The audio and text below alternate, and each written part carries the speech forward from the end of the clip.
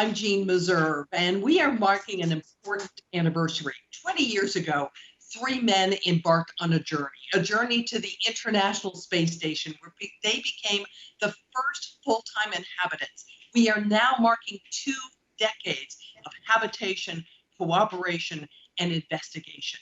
Today, we're going to be talking about what's been done up there, what it has meant, and we're going to do that by talking to the crew of Expedition 1 and some of those who supported them. This conversation is brought to you by the team at NASA and by the Space Foundation with the support of Boeing. We had hoped to do this conversation in person at the Space Symposium, but COVID.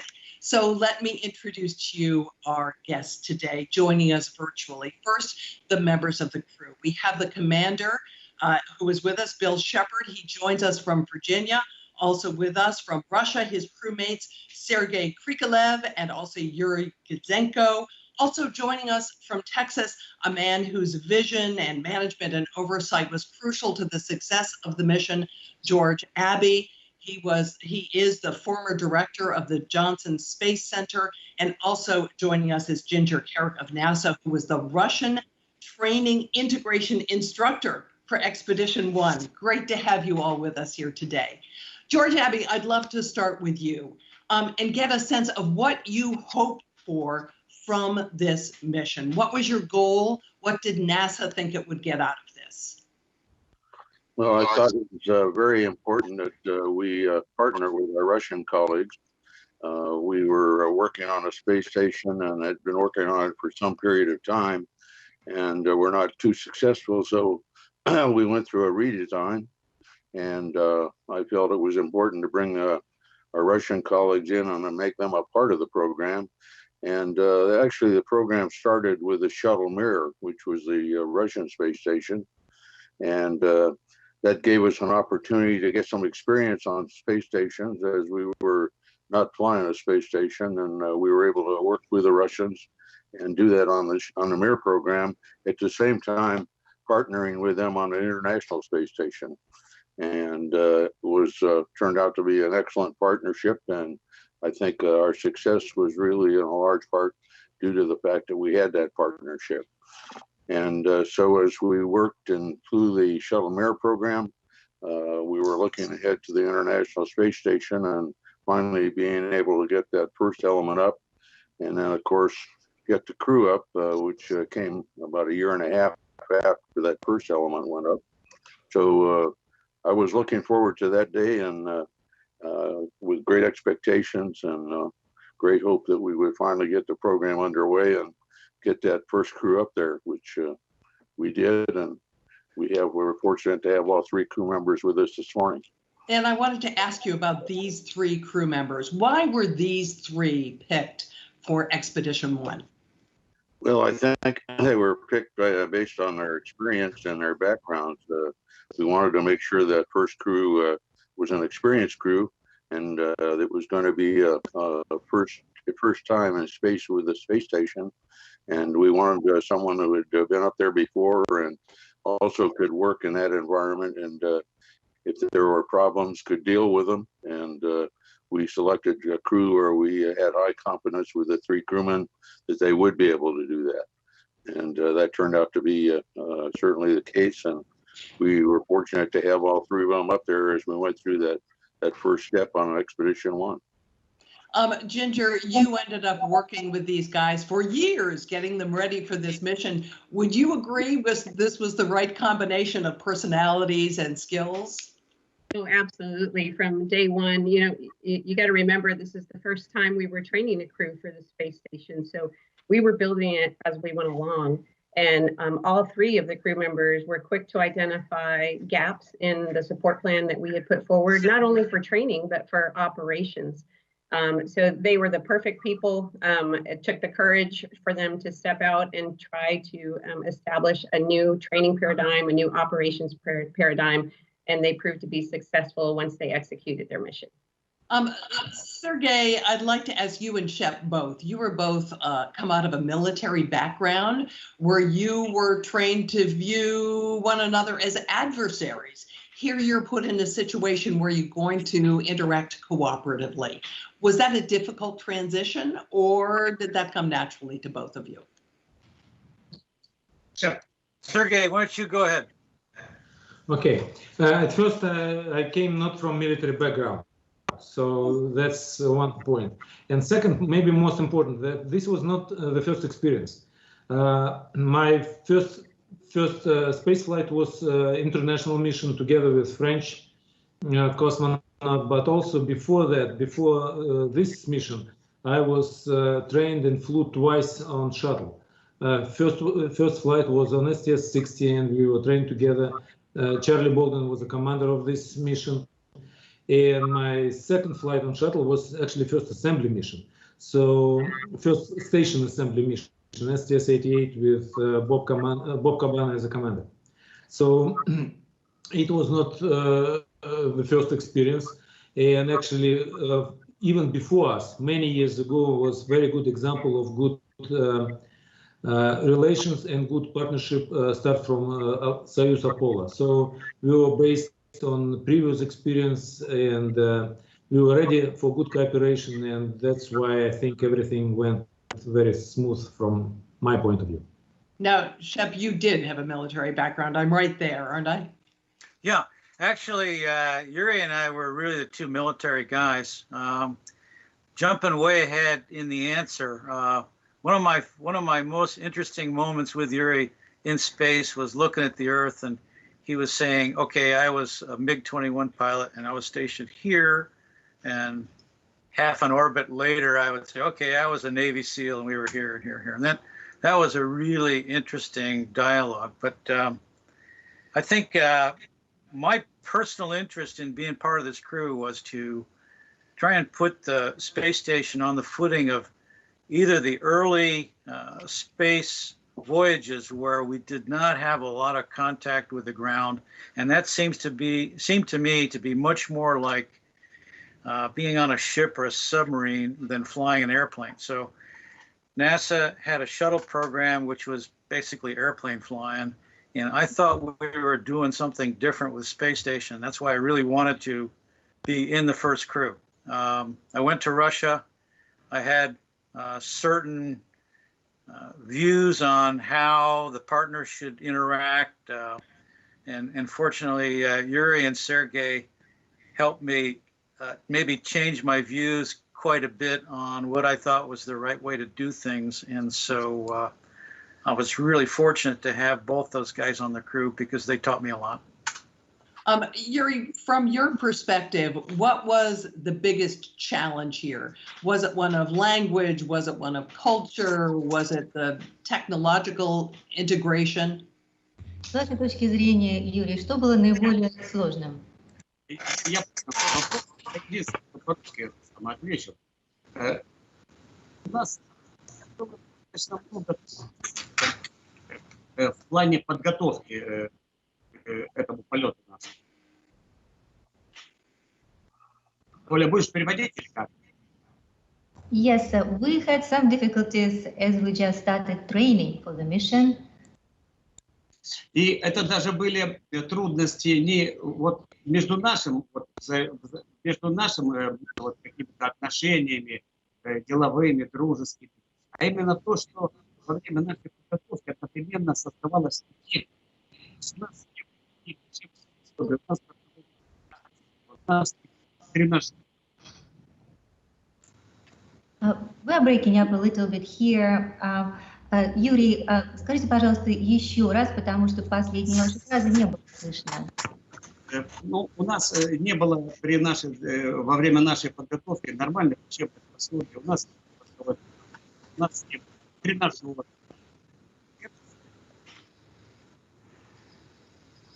Yes, we did some difficulties, but not in interaction as friends or as crew members here, future crew members. We had some difficulties in preparation because we were just starting, and we didn't have all the proper materials, or the simulators were not up to par. We were just starting out, and that was a difficulty in training, not in interaction. Но с другой стороны, это было интересно. С другой стороны, это было интересно, потому что нам приходилось участвовать в различного рода. Gene, if I might suggest, why don't you ask Ginger if she can explain what brain sharing was? Brain sharing. Yeah. Okay. We might pull up And pictures. my apologies, you're just breaking up a little bit. I think Olga's having a little bit of trouble making out what you're saying. Ginger, you want to hop in here? Oh, sure. So one of the things that Yuri was talking about was it was difficult to train when you didn't have training materials, you didn't have all the right simulations. So we spent a lot of time with the hardware owners, the hardware developers. And there was one particular instance where this brain sharing name came to be is Shep had gone and met with one of the hardware developers and was asking a series of questions, 3 or 4 questions. And then Sergei was a little late. So Sergei comes in and he looks at the hardware and immediately same 3 or 4 questions. And we're just like, oh my God, they're sharing a brain now, these two. I'm curious about the language issue. What was the language that you spoke of? And Sergei, you want to weigh in? I wanted to add maybe what Shep said, that shuttle was closer to airplane in the way of operating because it was most of the time in COM. But actually with us, Yuri and I had previous experience of flying on Mir, and communication system and way how we operate on the station was very similar what we expected to be on ISS, especially for first expedition, when we have very limited com, we had to make decision ourselves in case of malfunction, and we have to be more or less self-sufficient. So, as I said, it was very interesting also because a lot of new things had to happen on this first mission, and that's why we are exactly what Shep said. It's more like submarine or ship at sea. Language. In talking to all of you, can see that that Shep and Ginger both speak some Russian. Yuri and Sergei, you speak English.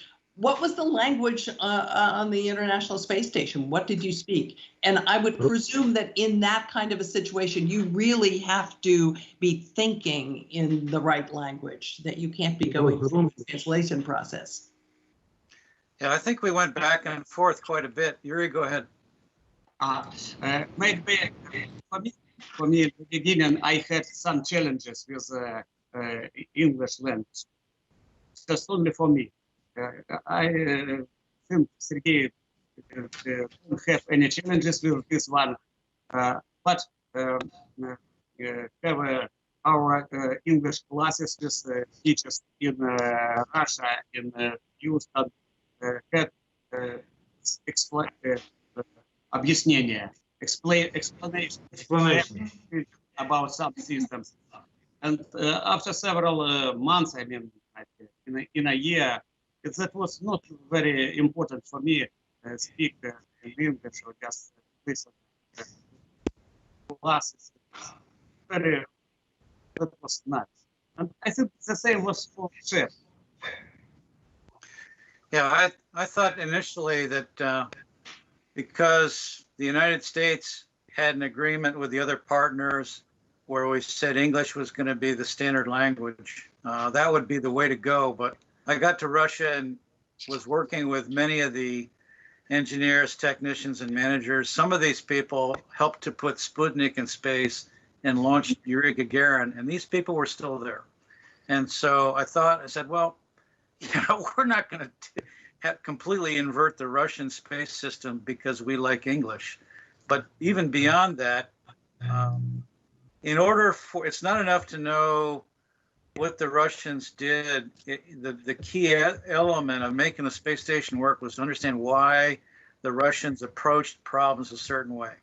And the only method by which we were really going to get to that was if we could talk to all these people in Russian. So that became the way we operated. If we could pull up picture number 4, I'll show you kind of one of the crutches that we use to get by that, if we can do some screen sharing here. Yeah, what this is going to be a picture of me in one of the training mock-ups, and a big sheet of paper to the right is a a big schematic drawing of the air purification system that I'm working on. And our effort early on in the space station training was to create very understandable graphic diagrams of all the systems that we had to use. And Ginger, correct me if I'm wrong, I think we still use these today. Yes, we still use those today. And for me, that was a big help because a lot of times I could go through class and I could look at the diagram, and even if I didn't get 100% what the instructor was trying to teach us, I could make sense out of it by referring to the diagram. So, Ginger or Shep, I'm curious as to whether the Russians had a very different approach to training. If there were things that you learned from participating in Russia that might not have been obvious to you previously. Yeah, they broke down lessons into theoretical and practical, and you would get all of your theoretical lessons and then do your practical lessons. They had a less of a reliance on diagrams and documentation because they've had the people teaching the classes were experts and knew that information inside and out. Whereas on the US side, we were all starting up there. A lot of the instructors were young. I was young at that time. And so we were developing materials and we didn't have the expertise. So it was interesting to see the dichotomy between the US approach and the Russian approach.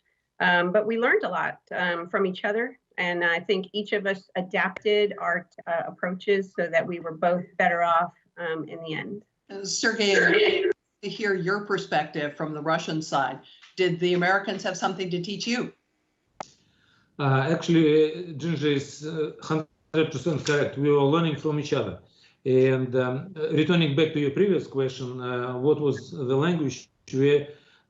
Shep was speaking some Russian, we were speaking some English, so we called this mixture of languages Runglish.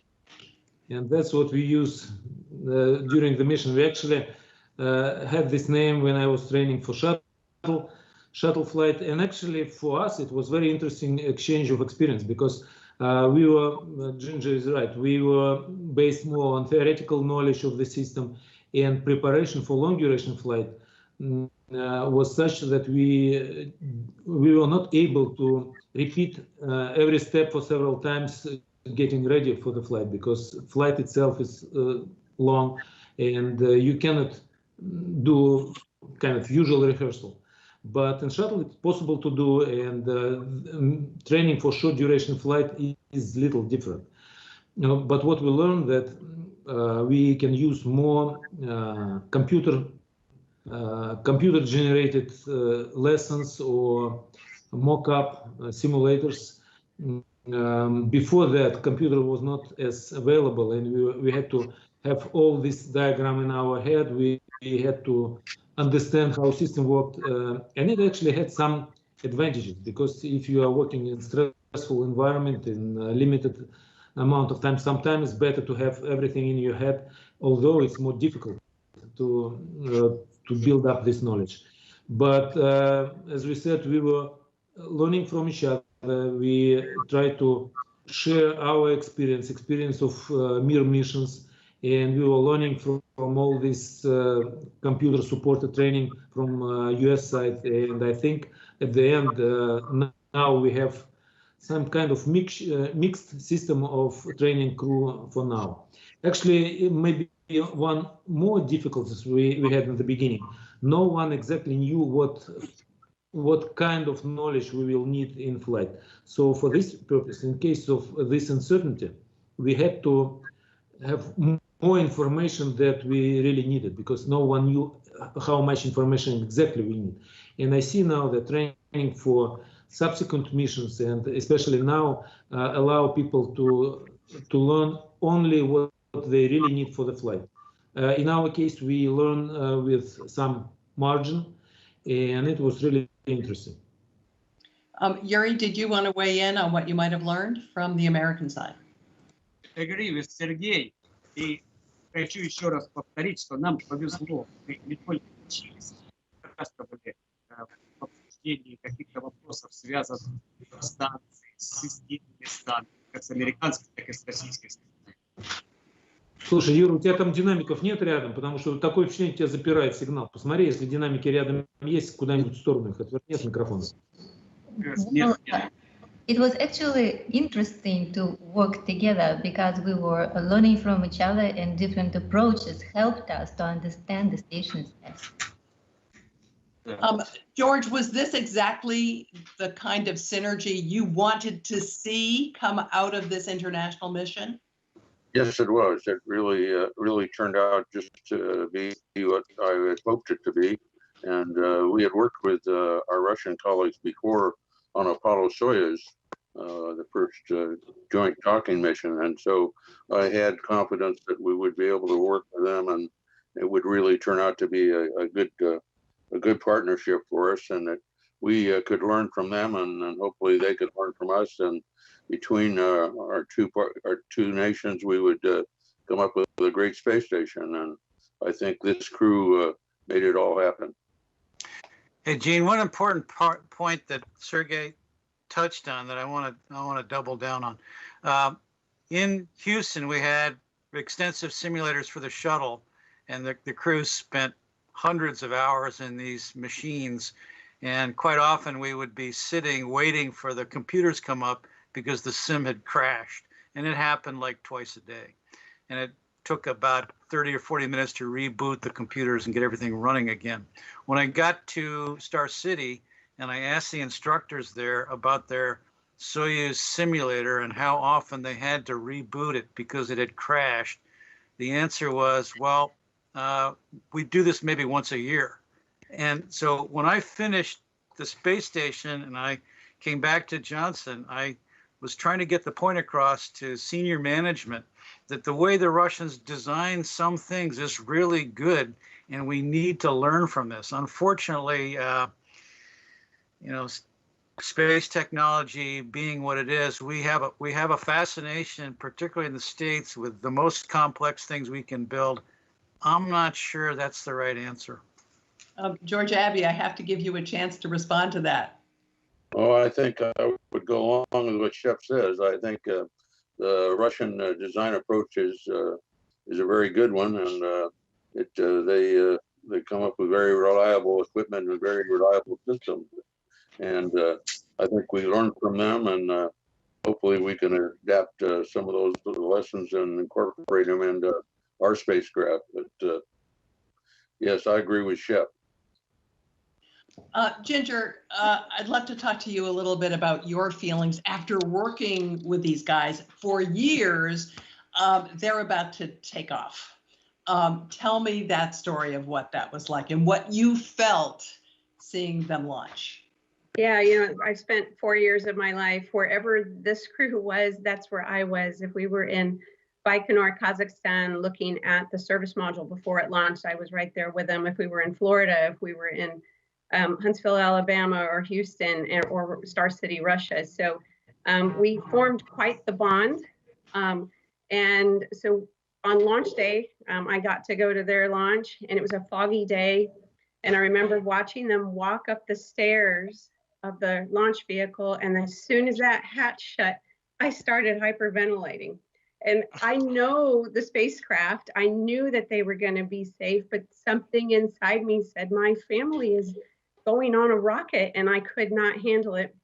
And one of the Russian high-ranking military officials noticed that, put his arm around me, and started parting the crowd to try to bring me to a closer view. And as he's doing that, he says, "Et the mama equipaja, et the mama equipaja." It's the mother of the crew. Get out of the way. And but he put me in a spot where I could watch them, and I was reassured that everything was going to be okay. But it was weird because, you know, we were a family of 4, and 3 of them were going to space.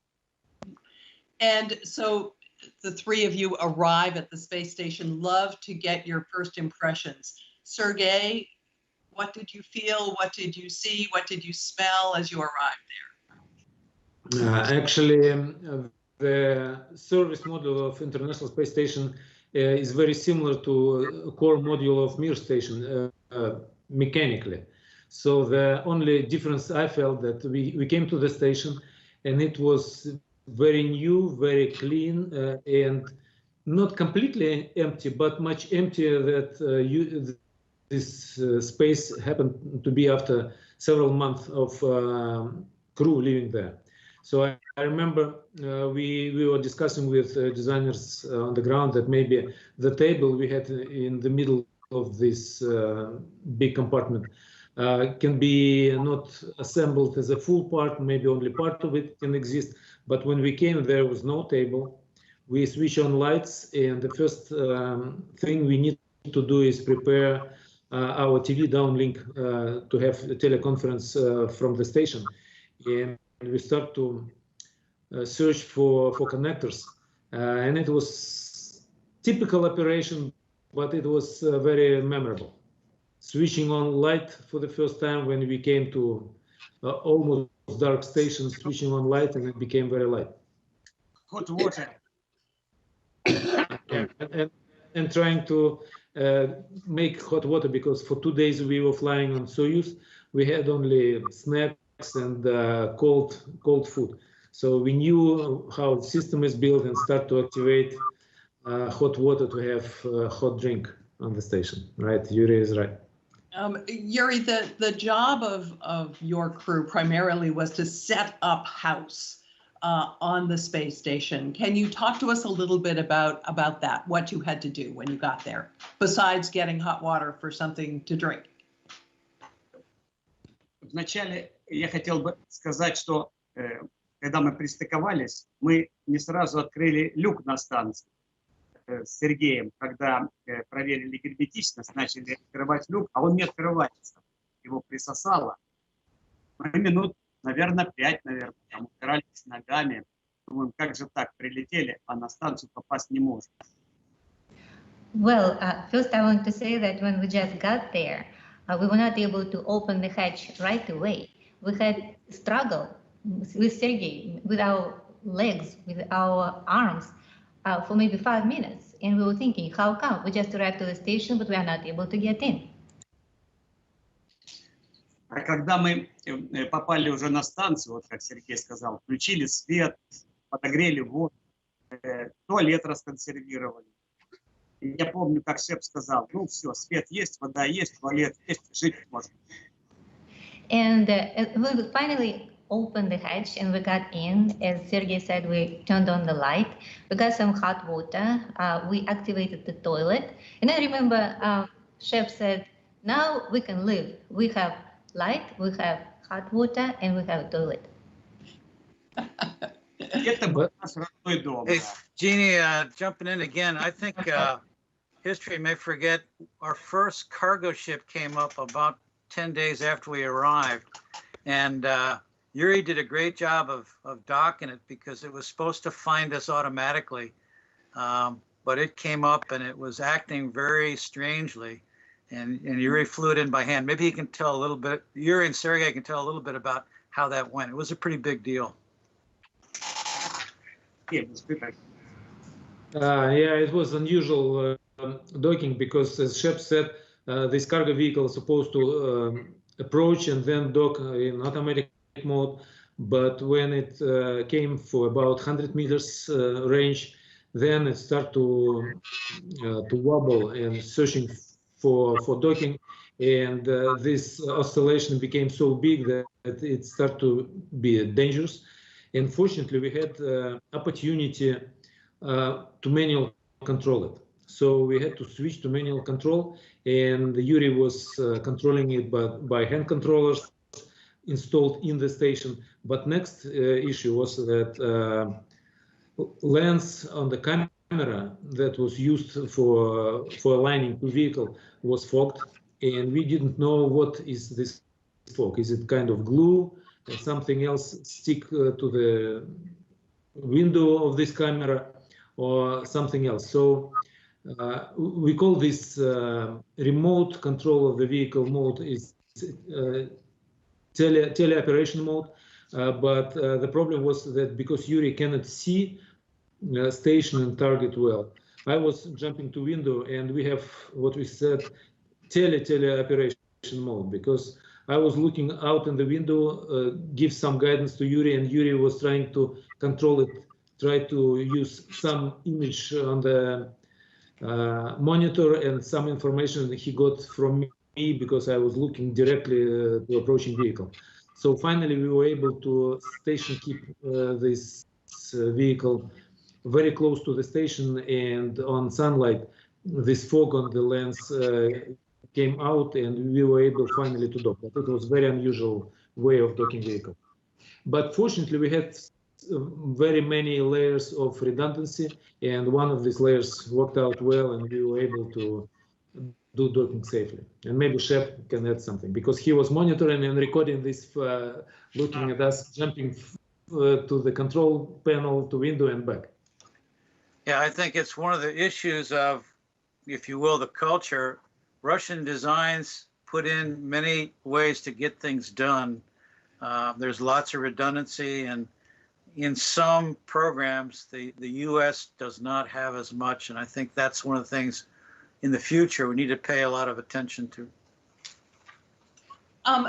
Shep, can you tell us what the average day would have been like? This was obviously an unusual day when you had this docking drama, but what about the average day? What did you guys do? Did you have assigned responsibilities? Did you all do a little bit of everything? How did it go? Well, I got to say that I don't think you could say we had an average day, at least not too many of them. But this was good because we were up there to get a lot of work done, and every day seemed to have its own set of challenges. We got up 6:30ish in the morning. I like to get a cup of coffee and read on the laptop or the printouts, kind of what the ground wanted us to do. But from then on, it was kind of free for all. The one thing I did enjoy was we got together around the galley table. Another story about that. But 3 times a day, we made a point to have our meals together, and that was a big part of keeping everybody kind of on the same plan of the day. But I'll let Yuri and Sergei talk about their perspectives. Yuri, tell us what you thought. Yep.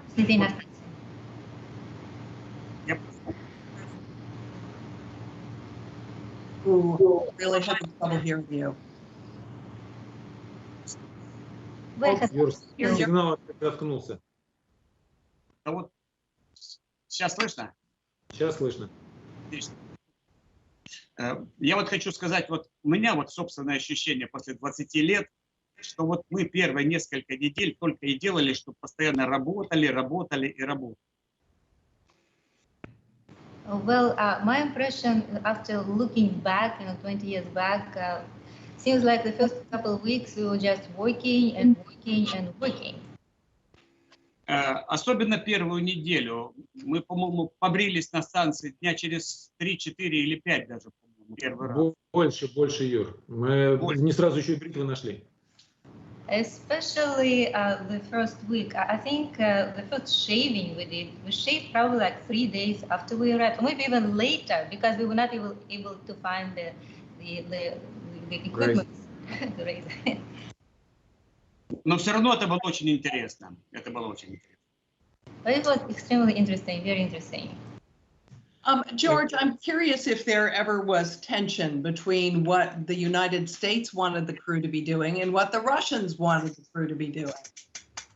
No, actually, there wasn't any of that kind of tension. I think having worked with the Russians on the Mir program, the shuttle Mir program, we had developed a lot of confidence in each other, and confidence when they made a decision that they exercised everything that needed to be done to make sure it was a good decision. And so really that those missions that we flew to the Mir and working with the Russians in their control center really gave us a good foundation for moving into the assembly flights and that first flight with the International Space Station. So initially on the shuttle Mir, we had some tensions, but that had been well worked out by the time we were doing the first mission of the International Space Station.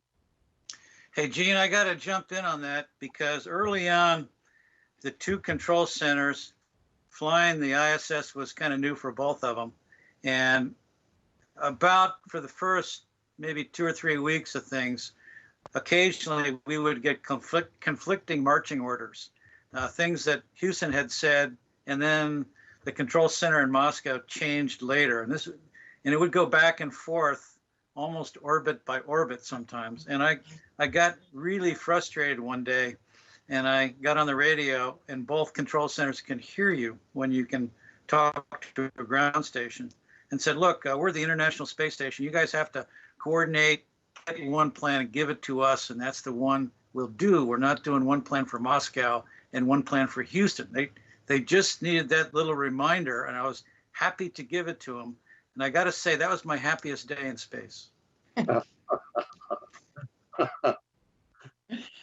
So you guys were living together in pretty tight quarters up there. How did you get along? I mean, were there tensions that developed? Were you ever able to have privacy? Was everybody chummy? Who wants to weigh in first? Station was not big at that time, but I think it was still bigger than shuttle cockpit, and we had enough room to have at least some privacy.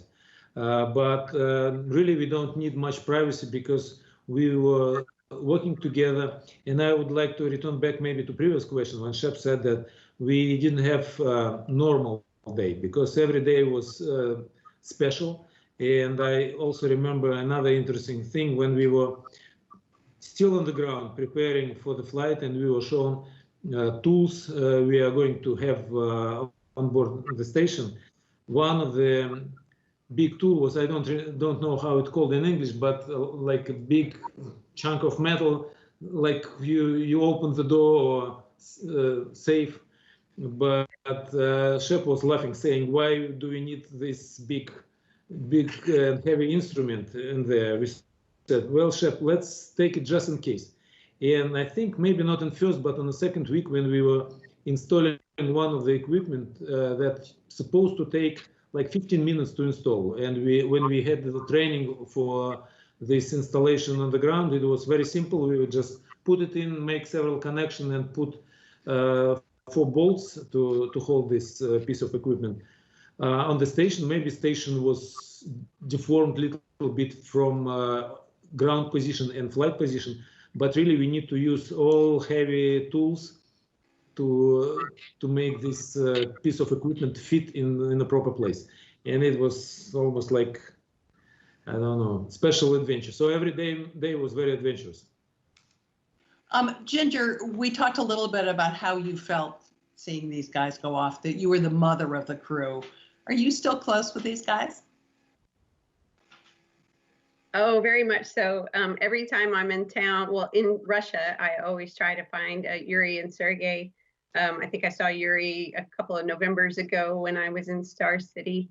And Sergei makes more frequent trips out to the US. So he was able to meet my fiance his last trip. And I'm hoping that they can both make it for the wedding in March if travel allows. And Shep is going to be giving me away. So yes, we still stay in touch. We have formed, I think, what are lifelong friendships. And I'm very thankful to NASA for giving me a job that allowed me not only to support the Expedition 1 crew in their mission, but also to make such great friends. We're coming down to our last minutes, and I'd like to get from each of you your thoughts on what the big takeaway from your mission was. Shep, why don't we start with you? I think Space Station, particularly Expedition 1, set the tone for how crews need to operate in space. That we can fly a really big, complex vehicle, lots of international partners, and with the right ground support and training, we can figure out how to make it all work. I think it's the blueprint for larger expeditions and going certainly to the moon and probably beyond that to Mars and elsewhere. Yuri, big takeaway from the mission? Я так думаю, что согласен с Шепом, и думаю, что основной целью, в том числе нашей экспедиции, было то, чтобы подготовить к станцию для того, чтобы на нее могли прилететь 2-я, 3-я, 4-я, дальше экспедиции.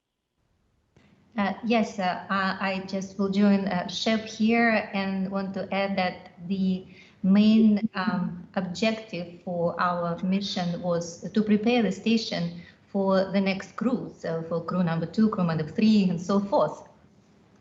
И Хочу сейчас добавить, вот сейчас на борту станции 63-64 экспедиция, 63-я вот сегодня будет расстыковываться и спускаться сейчас в резерв.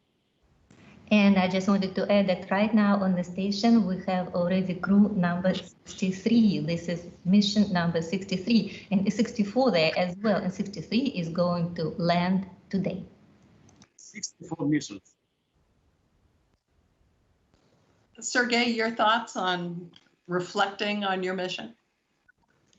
Well, as we said at that time, that goal of our mission was to make station alive, because when we came, most of the system was shut down, some of them was not even installed, and some of them installation and activation of the system was life critical. So if we wouldn't be able to do this on time, we had to stop mission early and return back home. So we, as a crew, we need to be very reliable, and I think our crew was able to do what we were supposed to do. But I think our goal was not only prepare station for future experiments. I think space station program itself is very big and interesting technical experiment. What we did on Expedition 1 was big technical experiment because we were put some things together. We were activating them in unusual situation. As we said, some of the hardware never met each other on the ground, and we had to install it in space for the first time, and not every time it was smooth. So I think it was a very interesting technical and organizational experiment.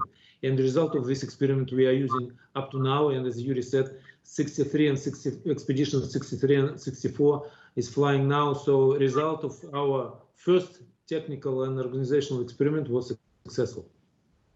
Ginger? I'd like to build on what Sergei and Yuri said with respect to the marvel of construction that is the International Space Station. I think they were able to set the tone, the Expedition 1 crew and the International Space Station program, that the world should follow. You know, when you look in the news today and you see our countries not getting along or other countries not getting along, and yet when you work on a common goal, even if something as complicated as the International Space Station, we have proven to the world that when you're joined in a common goal, that you can accomplish anything. So I think the ISS should be the model for how the world should be getting along, how the world should be making bigger and better things together. George Abbey, let me give the last word to you on what this mission accomplished and what it's meant. Well, I was convinced that before this mission that if we're going to explore space, we need to do that working internationally. That it's much better to work with partners, and I think this first crew proved that. As Sergei was saying, we had components and systems that were built all over the world, and they came together for the first time in space, and this crew was able to deal with them and put them together and make them all work. And that provided a good foundation to build on 20 years that have followed on the space station. And as Ginger said, this is a model, should be a model for what we should do in the future. Because as we look going beyond Earth orbit, going back to the moon and maybe someday to Mars, we ought to be doing it internationally and do it in the same way that we're working together on the International Space Station. It is truly a model for how we can work with other countries, and not only with Russia, but all the partnerships that we form with the International Space Station. And with that, I want to thank you all for your participation today, and thank you all for your contributions to science and cooperation internationally. And on behalf of NASA and the Space Foundation, thanks to all of you who are watching us today. There will be more ISS 20th anniversary programming on NASA television and also on the Space Foundation's new online digital platform, Space Symposium 365. You can learn more about that by going to www.spacesymposium365.org. I'm Jeanne Meserve. Please, all of you, stay well.